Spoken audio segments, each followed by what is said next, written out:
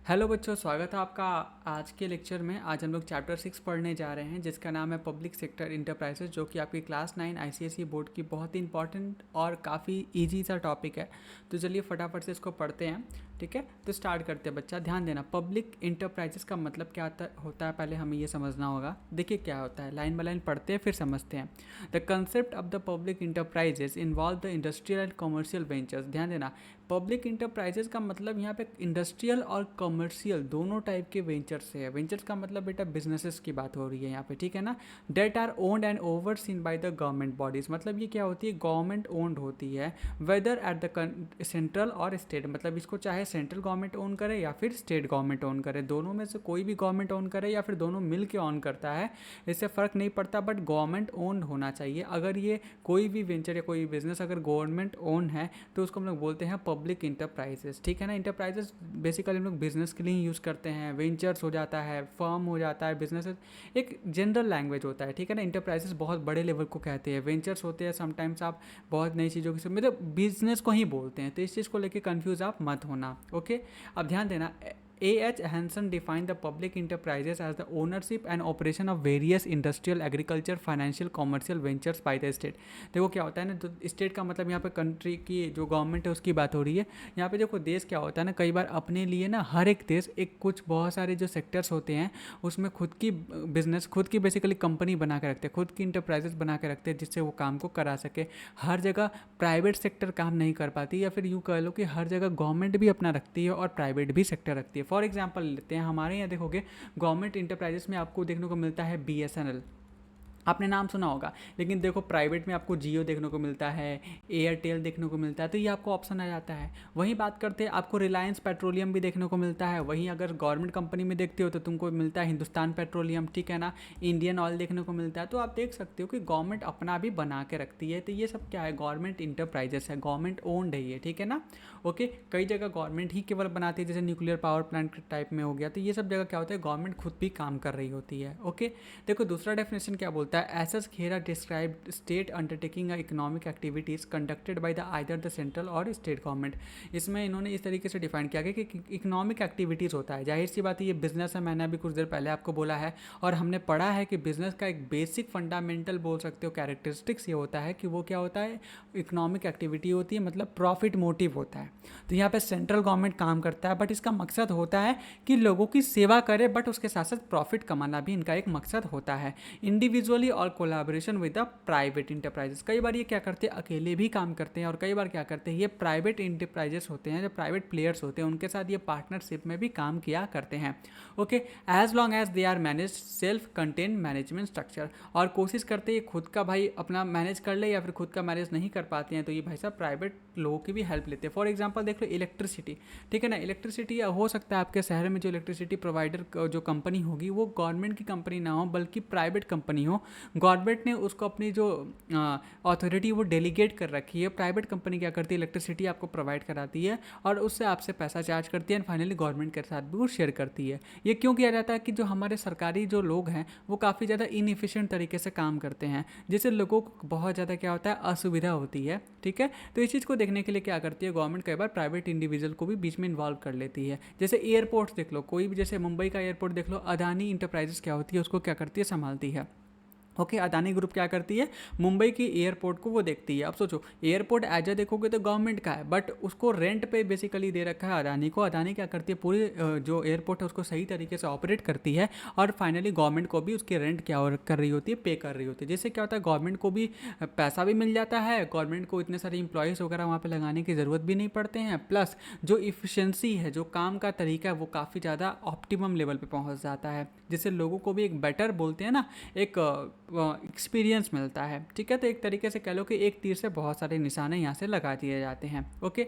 अब देखो public enterprises can also be understood as a venture owned by the nation, ठीक है ना। इसको हम लोग बोल सकते हैं कि ऐसा वेंचर है जिसको देश ओन करता है। बेसिकली देश के रूप में तुम्हारे स्टेट लोकल जो गवर्नमेंट्स होती है का, sometime central government, state government, local government, या फिर कंबाइंड, ये लोग क्या करते हैं, ओन करते हैं। विच प्रोवाइड द सर्विस और goods at the price and operate largely self sustaining basis. मतलब क्या होता है कि ये ऐसे प्राइस पे प्रोडक्ट प्रोवाइड कराएंगे आपको कि बहुत ज़्यादा महंगा नहीं रहता है, ठीक है ना, तो कोई दिक्कत नहीं होता, ये खुद ही सस्टेन करते हैं। कई बार देखो कई सारे जो सरकारी कंपनियाँ होती है बहुत भयंकर लॉस में होती है, एग्जाम्पल ले लो BSNL, ठीक है ना, बट इनको अपना भाई साहब इनके जो एम्प्लॉयज़ होते हैं उनको ये लॉस को खुद को मैनेज करके बेचारे चलाए जा रहे हैं, तो गवर्नमेंट खुद ही संभाल लेती है इसको अगर लॉस मेकिंग भी होता है तो।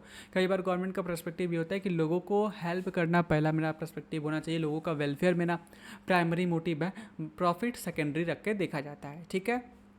ऑब्जेक्टिव क्या होता है, तो इससे क्या होता है, रैपिड इंडस्ट्रियलाइजेशन होता है, ठीक है ना। जैसे हमारे यहाँ highway development authority of India है, तो ये क्या है, गवर्नमेंट का एक वेंचर है जो हमारे देश में बहुत ही तेज़ी से इंफ्रास्ट्रक्चर बिल्ड कर रही है। वैसे unit trust of India, India में पहले क्या था, म्यूचुअल फंड के मामले में कोई खास प्लेयर थे नहीं जब इंडिया आज़ाद हुआ था, लेकिन हम लोगों के देश में लोगों के अंदर जो सेविंग का, इन्वेस्टमेंट का जो आइडिया को बीज बोने के लिए देश में हमारे यहाँ UTI बना, ठीक है ना, UTI unit trust of India बना, जो कि म्यूचुअल फंड में इन्वेस्ट करने का हेल्प करने लगा लोगों को। तो एक तरीके से गवर्नमेंट इस तरीके से इनिशिएटिव लेती रहती है, ओके।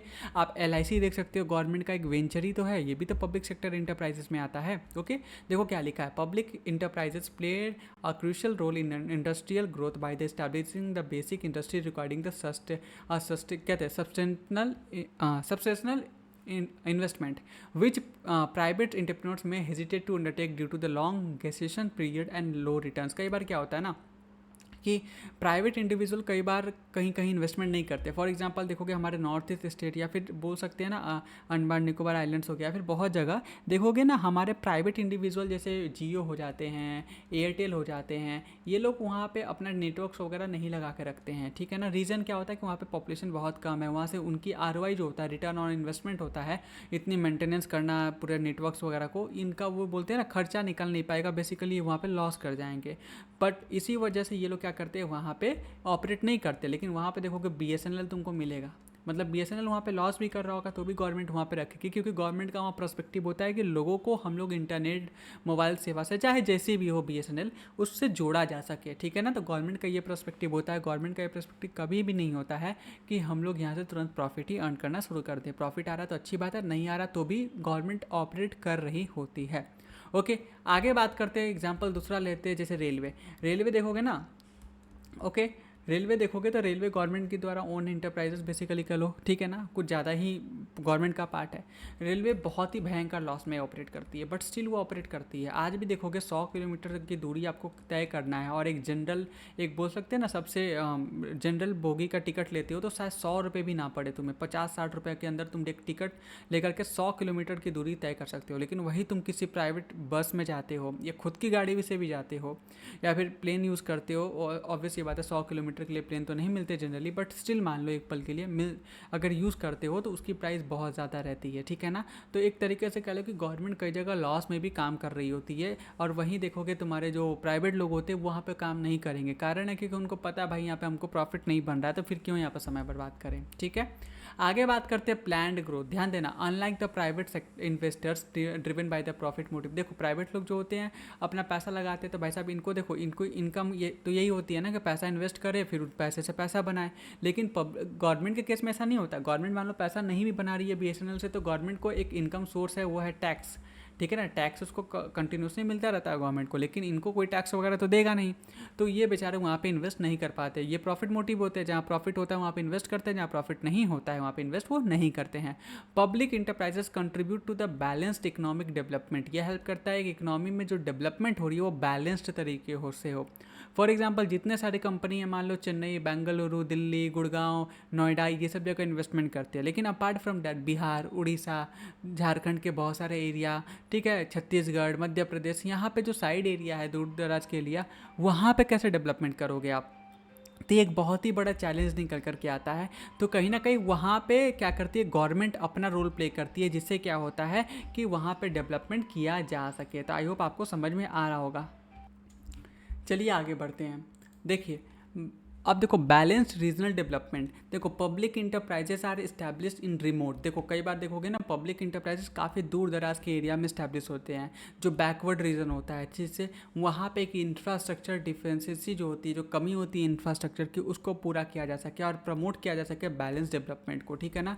जो रिड्यूस करेगा रीजनल डिस्पैरिटी, मतलब एक जगह काफ़ी, मान लो दिल्ली है तुम्हारा, काफ़ी ज़्यादा डेवलप हो गया, ठीक है ना, वहीं देखोगे दिल्ली है तुम्हारा काफ़ी ज़्यादा डेवलप हो गया, लेकिन कहीं और देखोगे अरुणाचल प्रदेश हो गया, ईटानगर हो गया, वहाँ पर बहुत ज़्यादा डेवलपमेंट नहीं है, मणिपुर में डेवलपमेंट नहीं है। तो ये ना हो, गवर्नमेंट इस चीज़ को क्या करती है, इंश्योर करती है through the public enterprises ventures. ठीक है, आगे बात करते हैं एम्प्लॉयमेंट जनरेशन के बारे में। ध्यान देना, the enterprises provide the significant employment. ठीक है ना, ये क्या करता है, एम्प्लॉयमेंट भी प्रोवाइड कराता है, लोग यहाँ पे जॉब करते हैं तो भाई एम्प्लॉयमेंट अपॉर्चुनिटी भी आती है, पर कैपिटा इनकम भी ग्रो होता है। ठीक है ना, परचेसिंग पावर जो लोगों की होती है, लोगों की इनकम बढ़ती है बेटा तो परचेसिंग पावर भी बढ़ती है, तो ये परचेसिंग पावर भी क्या होगा, ग्रो करेगा। नेशनल इनकम भी ग्रो करता है। They also prevent the unemployment, जो बेरोजगारी जैसा गलत चीज़ है बेसिकली, बोलो लोग जो अनएम्प्लॉयमेंट में जीते हैं उसको खत्म करता है by nationalising sick unit and protecting the job.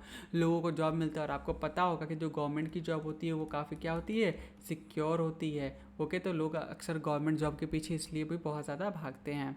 Okay, आगे बात करते हैं जनरेशन ऑफ सरप्लस। ध्यान देना, the public enterprises have a flexibility to retain the surplus. ठीक है ना, okay, earning for the future growth and insist of distributing to the dividend. देखो क्या होता है कि एक प्राइवेट इंडिविजुअल, जो प्राइवेट कंपनी होती है, आपको मैंने बताया हुआ कि प्राइवेट कंपनी जब प्रॉफिट कमाती है तो वो अपने स्टेक होल्डर, जो शेयर होल्डर होते हैं, उनको एज अ डिविडेंड के तौर पर क्या करती है, डिस्ट्रीब्यूट करती है, या फिर उसका जो ओनर होता है बेसिकली वो पैसे को लेता है। लेकिन गवर्नमेंट क्या करती है, उस पैसे को बचाती है, जो कमाती है, मतलब प्रॉफिट होता है गवर्नमेंट को अगर, तो उस पैसे को बचा कर फिर अगेन वो क्या करती है, इन्वेस्ट ही करती है इंफ्रास्ट्रक्चर में, उसको किसी और को बांटने की कोई ज़रूरत नहीं होती है। ठीक है, this surplus contributes to the financing socio economic program, बल्कि वो पैसे को क्या बोलते हैं, सोशल इकोनॉमिक प्रोग्राम में यूज़ किया जाता है, कैपिटल फॉर्मेशन में यूज़ करते हैं, और भी एक्सपैंड किया जाता है चीज़ों को, जिससे और भी ज़्यादा हम लोग क्या कर सके, आगे बढ़ सके। ठीक है ना, facilitated by the sector banks and financial institution. देखो समय के साथ बैंक्स वगैरह की भी हेल्प ली जाती है इस चीज़ में। तो मतलब एक तरीके से कह सकते हो कि पैसे जो बनते हैं गवर्नमेंट को, उसको वापस से क्या करते हैं, गवर्नमेंट री इन्वेस्ट कर देती है। ओके, आगे बात करते हैं argument against the public enterprises. ध्यान रखना, गवर्नमेंट की जो इंटरप्राइजेस होती है, सरकारी कंपनी, सरकारी ऑफिसेज जो होती है, उन सब के बारे में आपको पता होगा कि भाई साहब चप्पल घिस जाएंगे लेकिन तुम्हारा काम नहीं होगा, मतलब ह्यूज करप्शन है वहाँ पे। छोटे से भी काम करवानी है तो तुमको उनको मतलब पैसा खिलाना पड़ता है तब वो काम करते हैं, अदरवाइज काम होता ही नहीं है। आप बस इधर से उधर दर दर के ठक्कर खाते रहते हो। तो इसी वजह से कई लोग क्या करते हैं, पब्लिक इंटरप्राइजेस को बहुत ही ज़्यादा क्या करते हैं, क्रिटिसाइज़ करते हैं। ठीक है ना, जैसे पुअर प्रोजेक्ट प्लानिंग, जैसे गवर्नमेंट लोग होते हैं, गवर्नमेंट के जो सर्वेंट्स होते हैं, वो अच्छे तरीके से कोई भी प्रोजेक्ट को प्लान नहीं कर पाते। प्लान तो करते हैं बट उसको एग्जीक्यूट नहीं करते। एग्जीक्यूट भी कर दिया तो पता चलता है उसमें इतनी सारी डिफिशियंसी है कि वो करना ना करना सब बराबर। फॉर एग्जाम्पल कभी देखा होगा रोड बनते हुए, रोड बनता है तब उन्हें याद आता है यार पाइप के लिए खड्डा खोदना है तो खड्डा खोद देंगे। ठीक है ना, उसके बाद फिर रोड बनाएंगे, फिर उसके बाद रोड जो बनेगा वो रोड ऐसी रहेगी कि एक बरसात में ही बह जाता है। तो एक तरीके से कह लो कि पुअर प्रोजेक्ट प्लानिंग तो इनकी होती ही होती है। और अक्सर आप ये न्यूज़ सुनते हो गया अभी, खास करके अभी जो बरसात का महीना चल रहा है, काफ़ी बरसात हो रही है हर जगह, आपको सुनने में आ रहा होगा बिहार में बहुत सारे पुल जो है वो गिर गए। ठीक है, तो बिहार में सोचो गवर्नमेंट किस तरीके से वहाँ पे काम कर रही है, किस तरीके से वहाँ पे प्लानिंग हो रही है इंफ्रास्ट्रक्चर की, कि पुल का पुल गिर जा रहा है। भाई ये ईंट या फिर पत्थर नहीं है जो गिर गया सड़क के, पुल है। सोचो पुल पे कितने सारे लोग रेगुलर ट्रैवल कर रहे होते हैं, अगर वो पुल गिर जाए, नीचे पूरी ऐसी रिवर है जिसमें बहुत ही बाढ़ आ रखा, तो न जाने कितने लोगों का जान जा सकता है। ठीक है, और जाता भी है कहीं ना कहीं। ये सब चीज़ों के कारण लोगों का जान माल का नुकसान तो होना ही है। ओके, आगे बात करते हैं टाइम एंड कॉस्ट ओवर्स। कई बार होता है जो काम प्राइवेट कंपनी कम रेट पे कर सकती है वो ना कई बार गवर्नमेंट कंपनी बहुत ज़्यादा रेट पे करती है, और इसका सबसे बड़ा कारण होता है तुम्हारा करप्शन। एग्जाम्पल देता हूँ, मान लो कि ये नेताजी हैं, ठीक है ना, मिस्टर नेताजी। ओके, ये नेताजी है, ठीक है। अब ये क्या एक मिनिस्टर है, अब इनको रोड बनाना है, ठीक है ना, रोड बनाना है। ओके, तो ये क्या करेंगे, अपने रिश्तेदार में किसी बंदे को पकड़ के, अब जो रोड को बनाने में हो सकता है 100 करोड़ रुपए का खर्च आ रहा है, उस रोड को ये 150 करोड़ में बनवाएंगे अपने रिश्तेदार के थ्रू। ठीक है ना, इनको टेंडर पास किया जाएगा, अब 150 करोड़ में रोड बनेगा जो कि क्वालिटी बहुत पुअर रहेगी। अब देखो 100 करोड़ लगना था अच्छे रोड बनाने के लिए, आपने क्या किया 70 करोड़ में कॉस्ट कटिंग करके रोड बना दिया, मतलब कि 30 करोड़ यहाँ पे सेव कर लिया और 50 करोड़ यहाँ पे एक्स्ट्रा है, तो 50 करोड़ इसमें से नेताजी खा जाएंगे, 30 करोड़ ये भाई साहब खा जाएंगे, और इस तरीके से हमारा काम होता है। जो कि एक सही तरीके से किया जाता था 100 करोड़ में हो जाता। तो ये भी बहुत ज़्यादा मैटर करता है। ओके, हैवी ओवरहेड एक्सपेंसेस, मतलब बेमतलब के खर्चे बहुत होते हैं सरकारी चीज़ों में। ठीक है ना, लोग 10 रुपये लगाएंगे 50 रुपये बताते हैं, तो ये भी बहुत बड़ा दिक्कत क्रिएट करता है। Public enterprises often invest significant amount in the infrastructure and township bank blocking capital in the unproductive assets. कई बार ना बेमतलब की चीज़ों में में बहुत ज़्यादा पैसे लगा दिए जाते हैं, ठीक है ना। Burden them to with the high fixed expenses for maintenance impacting overall efficiency. देखोगे कई जगह ना बहुत कुछ बनता है, जैसे पार्क बना दिया या फिर कुछ ऐसे मशीन्स ले आए या कोई ऐसे प्रोजेक्ट चालू किए हैं और बीच में ये प्रोजेक्ट बंद पड़ गया, अब उसके जो इक्विपमेंट्स वगैरह वहीं पड़े हुए हैं, ठीक है। तो कहीं ना कहीं ऐसे जगह आपने पैसा इन्वेस्ट कर दिया जिसका कोई यूज़ नहीं है, वो पड़ा पड़ा खंडर हो जाएगा, ख़राब हो जाएगा। तो कहीं ना कहीं बेमतलब का जो ओवर हेड एक्सपेंसेस होते हैं वो किया जाता है, ठीक है। आगे बात करते हैं इनइफिशिएंट मैनेजमेंट। मैनेजमेंट जो होता है इनइफिशिएंट होता है। एग्जांपल अभी जियो ने अपना रिचार्ज बढ़ा रखा है, तो आपको पता होगा बीएसएनएल का। बीएसएनएल आज भी 3G चलता है, ठीक है ना। 4G भूल जाओ और दुनिया 5G पे जा रही है, तो लोग कहीं ना कहीं मजबूर है। जियो एयरटेल को पता है कि भाई साहब ये बीएसएनएल पे हो सकता है 2 दिन के लिए जाए, लेकिन तीसरे दिन लौट करके वापस ही आने हैं इसलिए। तो कहीं ना कहीं जियो और एयरटेल के अंदर ये खौफ बिल्कुल भी नहीं है कि भाई साहब हमारे कस्टमर चले जाएंगे, क्योंकि उनको पता है बीएसएनएल तो है नहीं भाई साहब कोई काम का। तो लोग मरता क्या ना करता यहीं रहने वाले हैं, तो बेसिकली आप मजबूर हो, ठीक है।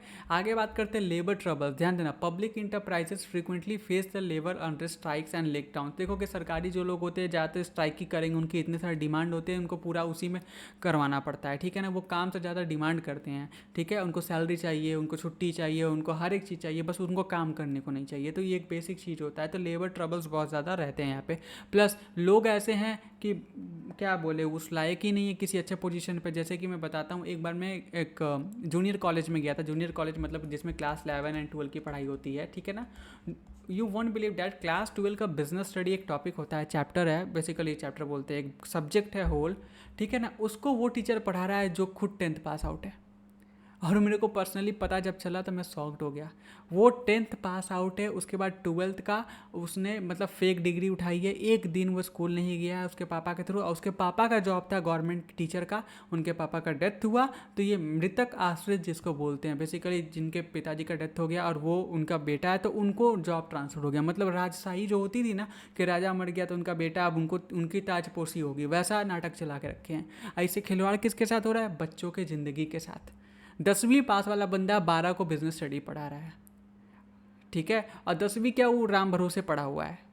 तो ये स्थिति है हमारे देश में, और ये अक्सर आपको देखने को मिलती है। तो कहीं ना कहीं क्या बोले, लेकिन उसकी सैलरी भाई आराम से 85,000 के आसपास है पर मंथ, जो कि मोस्ट प्रोबेबली अच्छे अच्छे लोगों की नहीं होती। और अलग गवर्नमेंट की जो बेनिफिट्स होती है, पर्क्स होते हैं, वो तो मिलना ही है। एग्ज़ाम में पता है उस स्कूल में सेंटर पड़ता है ना कोई एग्जामिनेशन का, तो पर डे उनको 10,000 रुपीज़ तक मिल सकता है भाई साहब इन्विजिलेटर बनने का। सोचो 85,000 ये, अब महीने में अगर मान लो कि 2 एग्ज़ाम पड़ गया तो 20,000 आपका ये हो गया, 1,05,000 पे तो आप पहुँच गए ऐसे ही।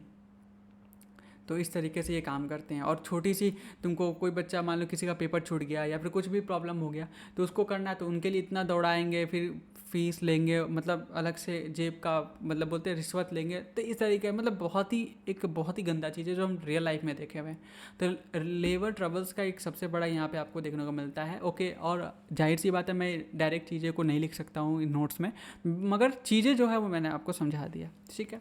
आगे बात करते हैं forms of organising the public sector. ध्यान देना, public sector enterprises may be organised in any following forms. देखो किस फॉर्म्स में हो सकता है। एक होता है डिपार्टमेंटल, ठीक है ना, एक गवर्नमेंट का कोई डिपार्टमेंट है वो उसको ओन करती है, ठीक है। दूसरा होता है स्टैट्यूटरी या पब्लिक कॉर्पोरेशन, मतलब उसको पर्टिकुलरली लॉ के द्वारा बनाया गया है। और तीसरा होता है खुद की गवर्नमेंट कंपनी, मतलब गवर्नमेंट खुद उस कंपनी को बनाई हुई है। अब इन ये 3 चीज़ क्या होती है सर, मोस्ट प्रोबेबली आपको समझ में नहीं आया होगा, तो जाहिर सी बात है नीचे एक्सप्लेनेशन दिया है उसको समझेंगे, ठीक है। ध्यान देना, डिपार्टमेंटल अंडरटेकिंग क्या होता है। देखो departmental undertaking are directly control and supervised by the government. इसको डायरेक्टली कौन कंट्रोल करता है? गवर्नमेंट कंट्रोल करती है, चाहे वो सेंट्रल गवर्नमेंट या स्टेट गवर्नमेंट या फिर दोनों मिल करके, ठीक है ना। ये फाइनेंस किसके द्वारा किया जाता है? तो गवर्नमेंट के फंड के द्वारा किया जाता है, जो गवर्नमेंट को पैसा मिलता है उसके थ्रू। इसमें बजट बेसिकली गवर्नमेंट जो बनाती है इसके लिए बनाती है और इसको देती है, ओके। मैनेजमेंट बेसिकली क्या होता है, तो इसको गवर्नमेंट के ऑफिशियल जो होते हैं वो जो अपॉइंट किए जाते हैं वही क्या करते हैं, इसको रन करते हैं। The day to day operation जितने सारे होते हैं सब कुछ यही देख रहे होते हैं। फॉर एग्जांपल आप देख लो SBI हो गया, आप इतने सारे LIC देख लो हो गया आपका, ठीक है, रिजर्व बैंक ऑफ इंडिया हो गया। तो ये सब मतलब इतने सारे एग्जांपल ले लो, सब गवर्नमेंट के ही है ना। तो इसमें कोई प्राइवेट इंडिविजुअल थोड़ी इसको देख रहा होगा, गवर्नमेंट ही लोगों को अपॉइंट करती है कि आप ये सब संस्था को चलाइए। आगे बात करते हैं, मिनिस्ट्रियल रिस्पॉन्सिबिलिटी होती है भाई साहब, मिनिस्ट्री जो होता है इस पर रिस्पॉन्सिबल होता है, ठीक है ना। Okay, the ministry is accountable for to the parliament and state legislature, जो इसका पर्टिकुलर जो मिनिस्टर होता है वो इस पर्टिकुलर जो इंटरप्राइजेस होता है इसको चला रहा होता है, ठीक है ना। एग्जाम्पल के लिए some example of departmental undertaking include the post telegraph department हो जाता है, ठीक है ना। ओके, यहाँ पे लोकोमोटिव वर्क्स तुमको देखने को मिलेगा।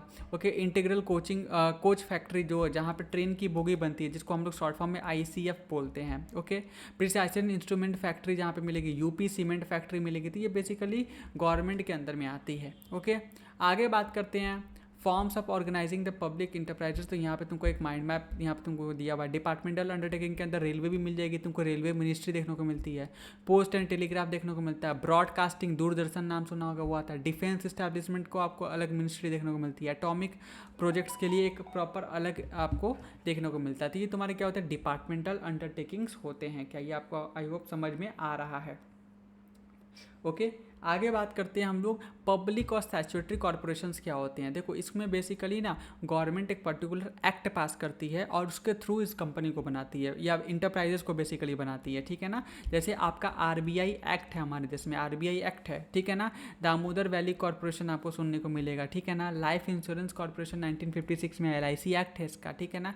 एम्प्लॉय स्टेट इंश्योरेंस कॉर्पोरेशन आपको देखने को मिलता है। तो ये सब क्या है, एक्ट के थ्रू है, इसी वजह से स्टैट्यूटरी यहाँ पे एक्ट यूज हुआ है, लॉ का यूज़ किया गया है, इसी वजह से यहाँ पे वर्ड स्टैट्यूटरी का यूज़ किया गया है। ओके, आगे बात करते हैं गवर्नमेंट कंपनीज। गवर्नमेंट कंपनी में स्टील अथॉरिटी ऑफ इंडिया आती है, हिंदुस्तान मशीन आता है, हिंदुस्तान शिपयार्ड आ जाता है तुम्हारा, भारत हैवी इलेक्ट्रॉनिक्स जिसको भेल बोलते हैं, ठीक है ना। महानगर टेलीफोन निगम लिमिटेड, ये सारे तुम्हारे आते हैं। बीएसएनएल भी इसी के अंदर आता है, ठीक है ना, भारत संचार निगम लिमिटेड। कई लोगों को बीएसएनएल का फुल फॉर्म नहीं पता होता, तो मैं बता देना चाहता हूँ, भारत संचार निगम लिमिटेड ये नाम है बीएसएनएल का फुल फॉर्म, ठीक है ना। अब पहले एमटीएनएल भी हुआ करता था, आजकल बीएसएनएल में ही जाके वो अब मर्ज हो चुका है एमटीएनएल। ओके, इसके फीचर क्या होते हैं एस्टैब्लिशमेंट से रिलेटेड, तो देखो ये मिनिस्ट्री ऑफ सेंट्रल गवर्नमेंट और स्टेट गवर्नमेंट ऑपरेट करती है, ठीक है ना।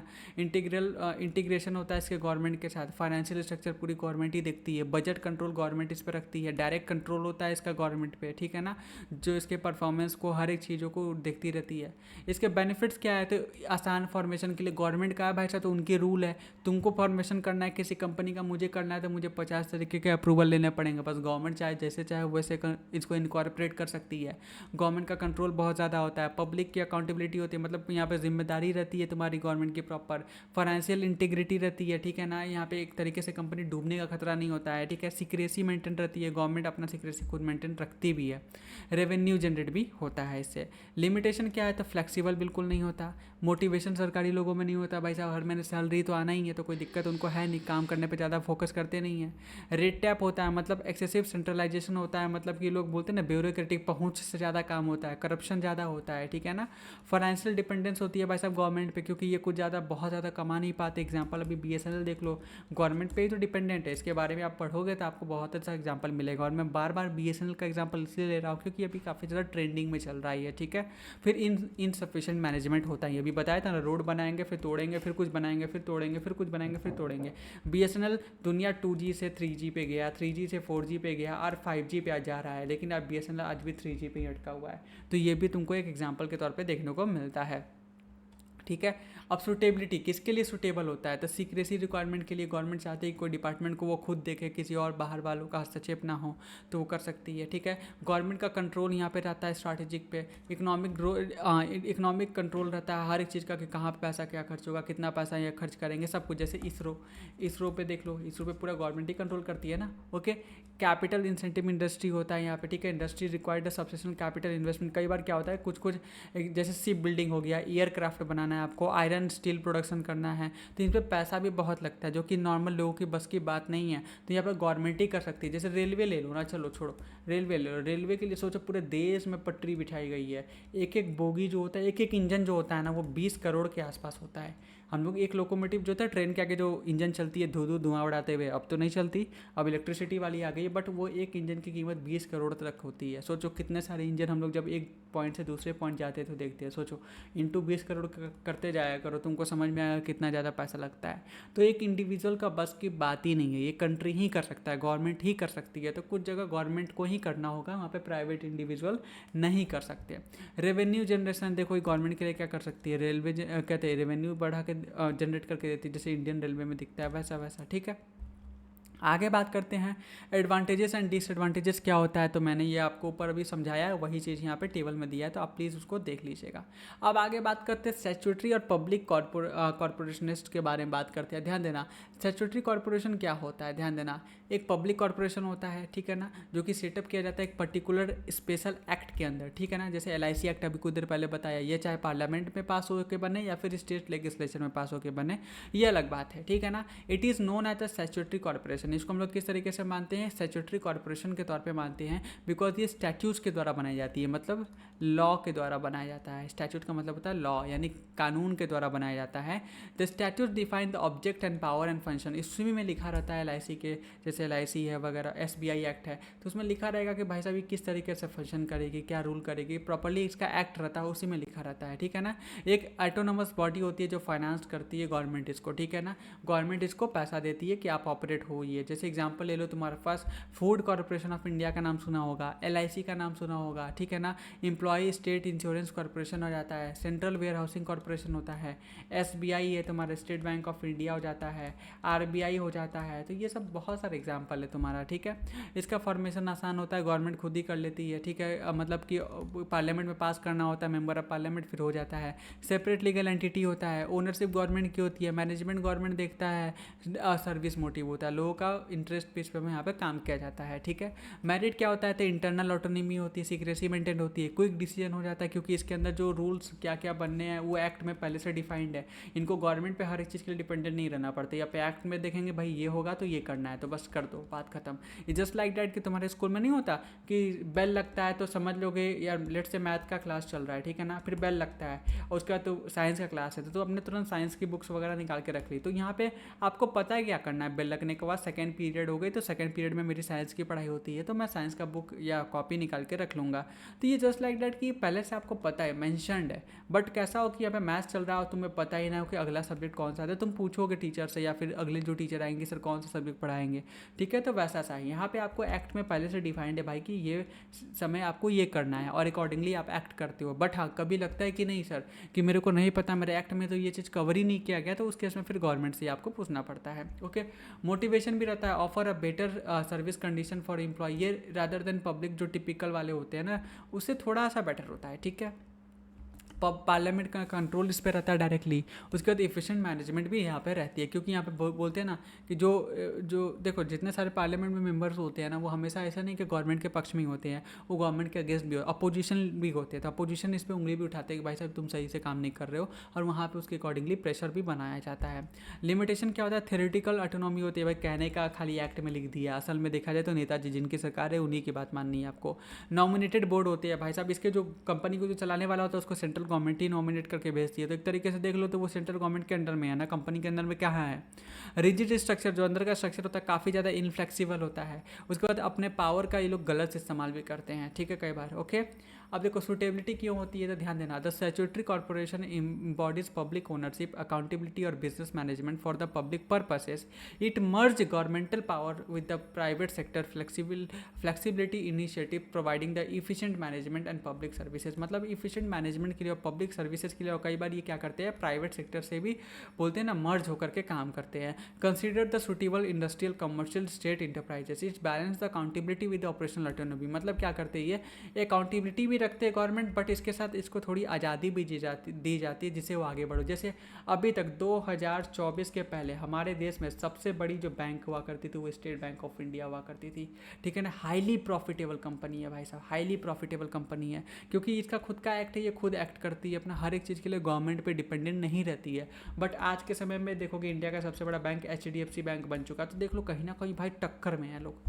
तो इस तरीके से काम होता है। However bureaucratic management financial reliance on the government. लेकिन हाँ, एक तरीके से कह लो कि भाई एसबीआई में लंच का आपको पता ही होगा, सरकारी नौकरी देते लोग अच्छे तरीके से सर्विस नहीं देते, क्योंकि ब्यूरोक्रेटिक है ना, यहाँ पे सबको पता है कि भैया कुछ कोई किसी का कुछ उखाड़ नहीं सकता, या पहुँच से काम होता है, ना कि किसी ईमानदारी से काम होता है। Okay, and lack of the personal in motivation hinder the effectiveness. कई बार लोग जो होते हैं उनको पता है कि उनकी सैलरी अच्छी है भाई, उनको अच्छा सब कुछ ट्रीटमेंट मिल ही रहा है, तो फिर काहे लगे काम करने का। और एसबीआई के बारे में आपको अगेन मैं बोल रहा हूँ, पता ही होगा कि वो कुछ भी बोलो बोलते हैं कि लंच के बाद आना।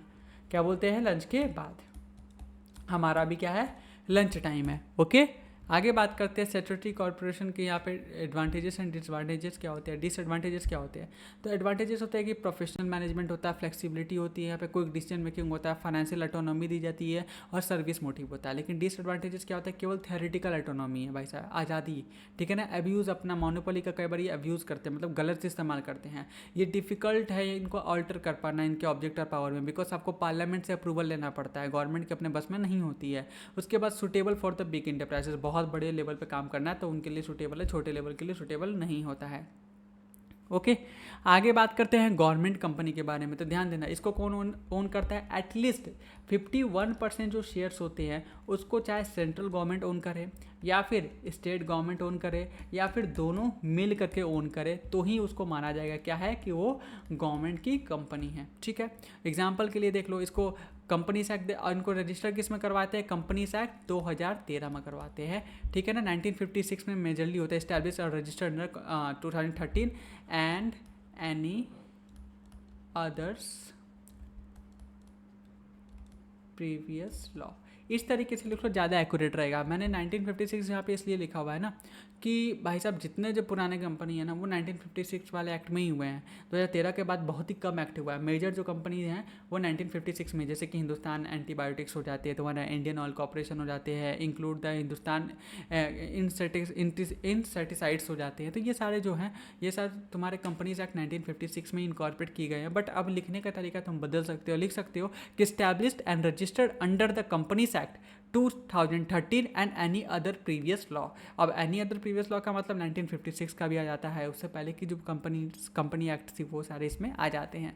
ठीक है ना। Can be either public company और बोथ द पब्लिक, दोनों मिल के भी काम कर सकते हैं। मतलब क्या है कि 51% गवर्नमेंट ऑन कर रही है, 49% क्या करता है कोई भी प्राइवेट जो इंडिविजुअल है वो ओन करता है। फॉर एग्जाम्पल आपने नाम सुनी होगी मारुति सुजुकी का, जो कि आज के समय में सुजुकी बस है। तो उस समय क्या था, जब इनिशियली बना था तो गवर्नमेंट प्राइवेट पब्लिक पार्टनरशिप के अंदर बना था, जिसमें 51% क्या था इंडियन गवर्नमेंट ओन करती थी और 49% जो सुजुकी कंपनी है जापान की वो ओन करती थी। लेकिन 2008 में क्या किया, गवर्नमेंट ने इस 51% स्टेक को काफ़ी ज़्यादा हद तक सुजुकी जो भी नाम था सुजुकी की सेल कर दिया। ओके, एंड मेजर जो स्टेक था वो पब्लिक में भी डाल दिया। तो आज के समय देखोगे जो मेजर स्टेक लगभग 75% जो स्टेक है वो सुजुकी ही होल्ड करती है, मारुति सुजुकी का। इसी वजह से आज के समय मारुति जो वर्ड है वो रिमूव कर दिया गया। सुजुकी को लगता है कि मेरा सुजुकी का ही जो ब्रांड वैल्यू है वो ज़्यादा अच्छा चलता है, तो उसी को ही आगे बढ़ाया जाए। ठीक है, तो इस तरीके से काम चल रहा है इनका। ओके, अब देखो फीचर्स क्या क्या होते हैं,